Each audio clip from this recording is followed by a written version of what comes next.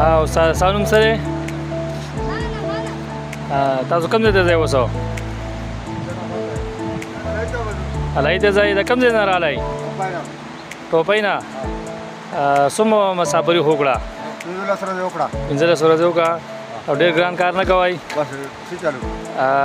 پورته به نور سفر څومره څو ورځې به تاسو الهي ته رسېدو 6 ورځې به نورې لګي په لارې څه تکلیفات ښه برابر راغلی باران څاروي ماروي خراب کړي خو نه دي ښه برابر دي